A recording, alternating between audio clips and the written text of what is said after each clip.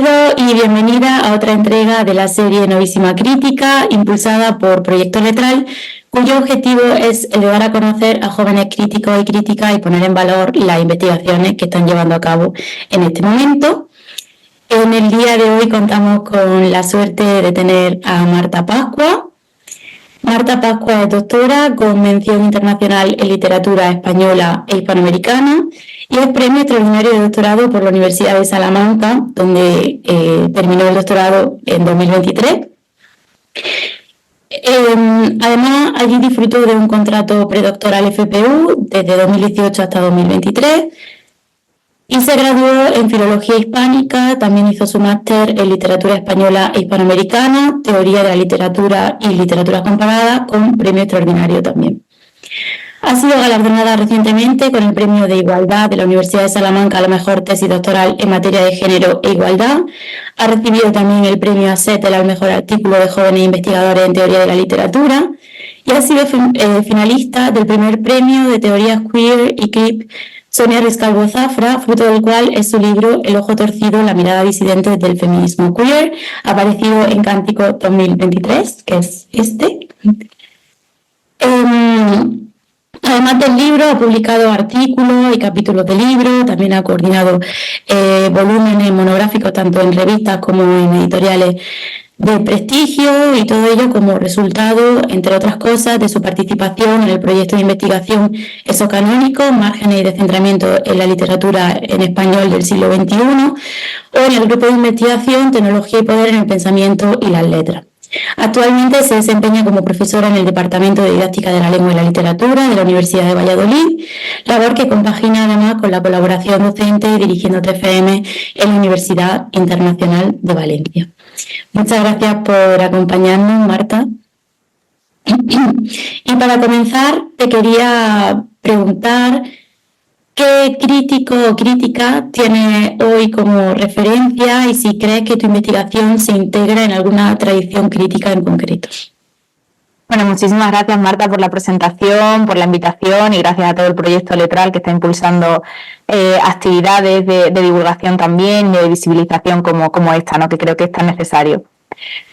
Bueno, yo sí que quizá haya ciertas corrientes críticas en las que me he intentado insertar, incluir. Por supuesto, he partido siempre de los estudios transatlánticos, siguiendo también muchísimo lo que hacéis desde vuestro proyecto y siguiendo todas las investigaciones, sobre todo de Ana Gallego. También han sido muy importantes, partiendo de toda la trayectoria que ha desarrollado Francisca Noverol, que fue mi directora de tesis, pues todo lo que ha salido de ella, que ha derivado luego en todas las investigaciones, también en gran medida del profesor Daniel Escandel, director del grupo de investigación en el que trabajo ahora mismo y del proyecto que citabas también.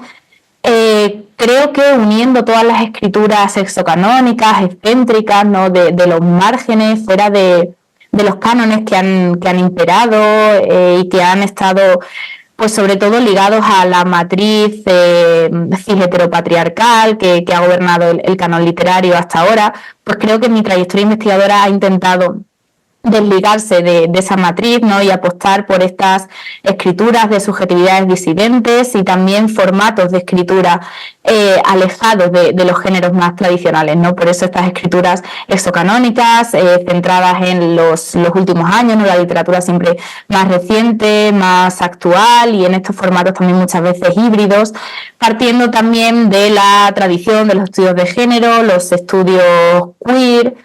Y en este sentido también he seguido mucho pues, grupos de investigación como el de COS y Textualidad, que llevo durante muchos años Meritorras, en la Autónoma de Barcelona, y también estoy pues muy siguiendo mucho, y esto por quedarnos en el ámbito de España, todo lo que está haciendo el grupo GILCO también desde los estudios de género y sexualidad en la Universidad de Alcalá, que creo que también me ha aportado muchísimo y he seguido mucho en mi trayectoria. Efectivamente, se nota en tus investigaciones esa referencia que menciono.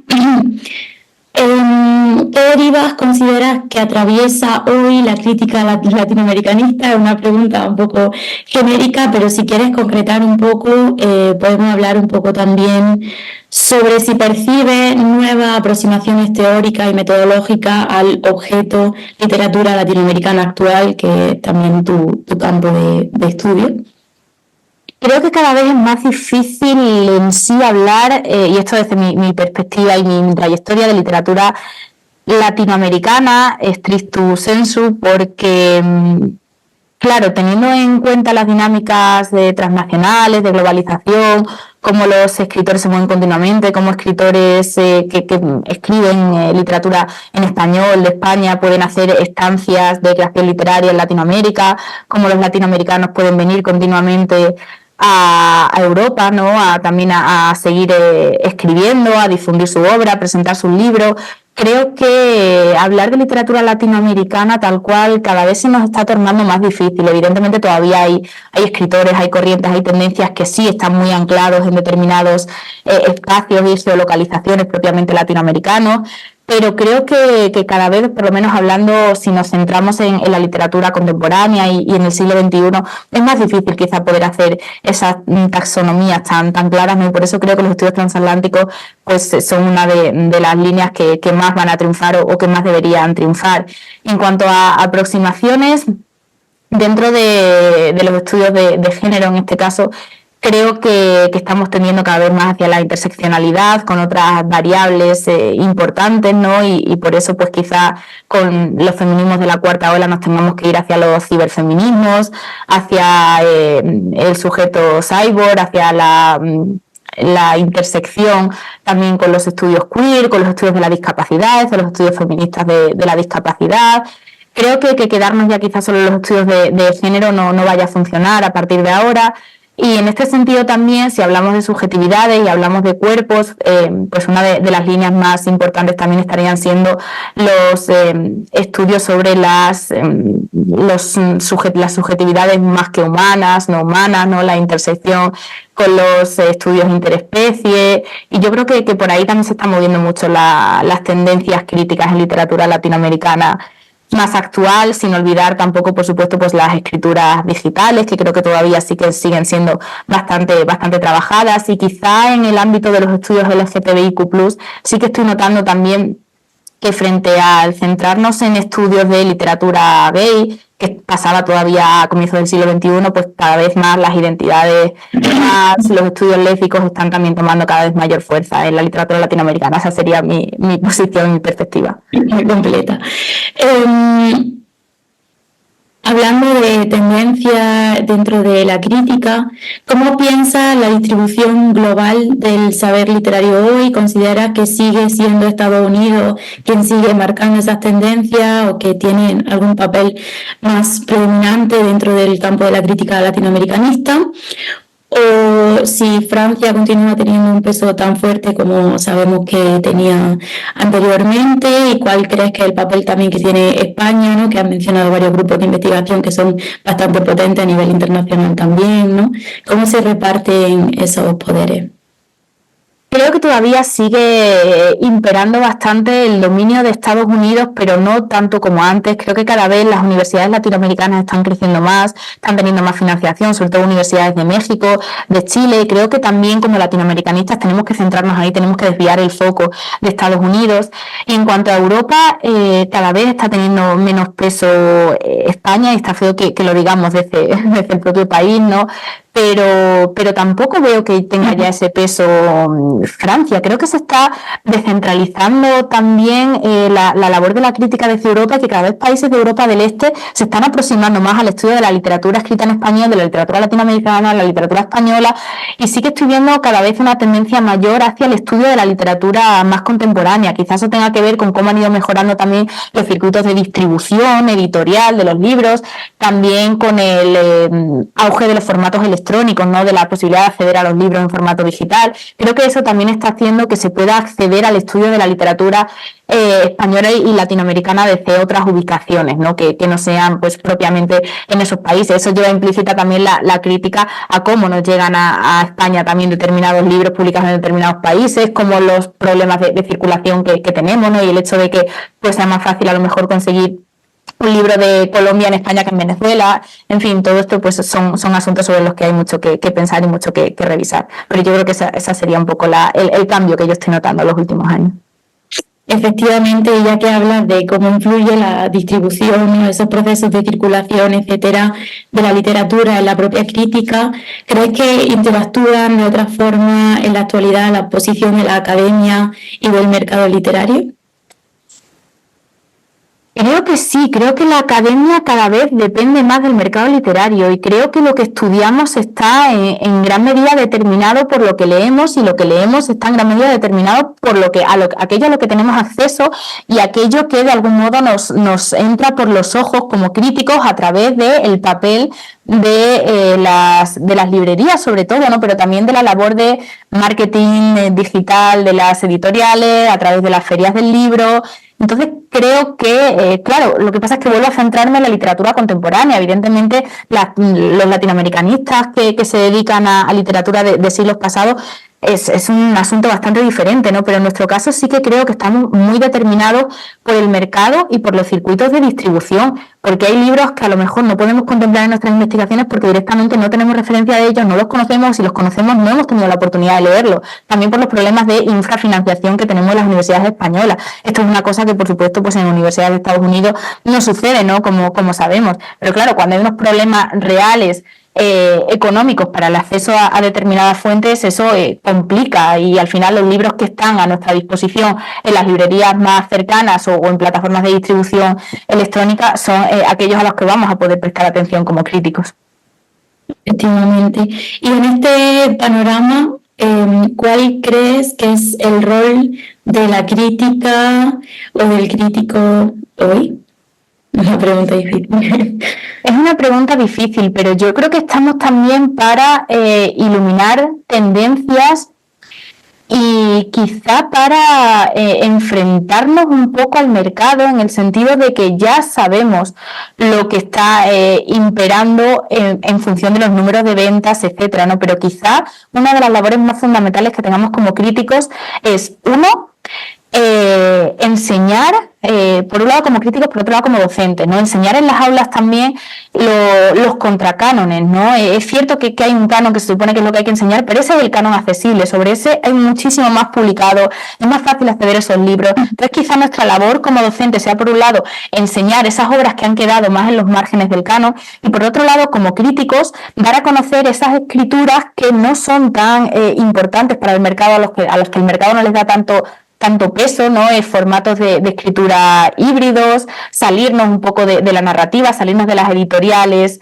de los grandes conglomerados, que son los que tienen esa labor de marketing, de publicidad más potente, ¿no? Con lo cual quizá nuestra labor, ya que nos podemos dedicar profesionalmente a la lectura y al descubrimiento de otros textos, pues sea dar a conocer esos textos y hacer esa difusión de autores que merecen la pena, aunque quizá por esas circunstancias de distribución no hayan podido llegar a un alcance tan grande. Efectivamente, totalmente de acuerdo contigo. Centrándonos un poco más en tu propia trayectoria y en tus líneas de investigación, has trabajado distintas cuestiones a lo largo de esta, pero siempre desde un enfoque feminista y mayoritariamente queer. Además, tienes los premios que hemos mencionado anteriormente, ¿no? Que se te han otorgado también recientemente. ¿Qué papel crees que tienen en la academia ahora mismo estos enfoques? Y diría, yendo un poco más allá, si piensas que se puede hacer una crítica que no sea feminista en la coyuntura actual. Y creo que esto depende otra vez del contexto geocultural en el que nos ubiquemos, porque a mí me da la sensación de que si uno uno va con una trayectoria de investigación puramente en los estudios de género, por ejemplo, en un país como Estados Unidos, quizá se vea demasiado clásico, ¿no? Como que no estás en la vanguardia a lo mejor de la crítica y de la teoría literaria. Sin embargo, en España, en muchos departamentos, a lo mejor te presentas con ese tipo de currículum investigador y no interesas porque eres demasiado moderna, demasiado vanguardista y no te estás centrando realmente en lo que debería ser el estándar de la crítica literaria, ¿no? Entonces creo que depende nuevamente de hacia dónde nos queremos dirigir y a qué mercado de trabajo también nos queremos dirigir, como tenemos que ir orientando a lo mejor nuestra carrera investigadora también, ¿no? Esto, por supuesto, pues sin olvidarnos de que pues al final uno tiene que investigar los temas que le interesan, que le tocan por las cuestiones que sea, que le gustan, investigar también la literatura que considera de mayor interés, mayor relevancia, también por una cuestión de gusto estético, ¿no? Y de afinidad temática, pienso siempre. Pero creo que depende un poco y que esa intersección siempre con otros estudios, no quedarnos anclados solo a una única perspectiva y enfoque de estudio, eso sí que creo que es importante y que no podemos olvidarnos de básicamente combinar diferentes líneas de estudio, porque de ahí van a salir perspectivas realmente interesantes e innovadoras, ¿no? Creo que por ahí es por donde tenemos que tirar y trabajar. Y ya para terminar, está claro un poco que los estudios que toman como objeto el cuerpo, así en general, son, digamos, bastante numerosos a día de hoy, al menos en el ámbito de la literatura latinoamericana que se produce en el siglo XXI, ¿no? Supongo que porque por fin hemos desterrado la creencia en la separación platónica entre cuerpo y mente y la absurda asociación exclusivamente de la mente con el trabajo intelectual, etcétera, ¿no? Al menos, esto ya es mi opinión, que me gustaría charlar un poco contigo.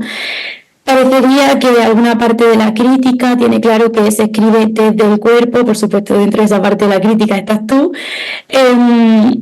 pero tú te has centrado en una cuestión además mucho más específica, ¿no? Que es en el ojo, en la mirada, etcétera.